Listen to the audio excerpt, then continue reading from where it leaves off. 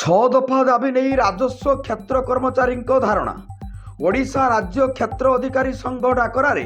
छह दफा दाबी नहीं सारा राज्य में आरआई एआरआई रेवेन्यू सुपरभाइजर माने समस्त तहसिल आगे अनिर्दिष्ट काल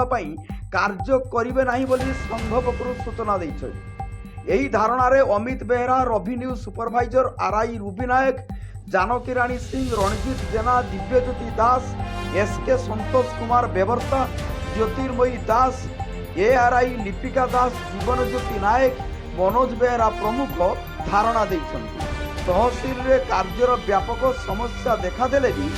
काम जनसाधारण कार्य करने को हेबो बोली तहसिलदार कहते। नीलगिरी मनोज कुमार महांती को रिपोर्ट जन गवर्नमेंट जहाँ दाबी अच्छे गवर्नमेंट से उठे असुविधा तो निश्चय हो डे टू डे से सब कम इनवल्व तो किसी असुविधा हो तथापि आम करूँ कम अदर ऑफिसर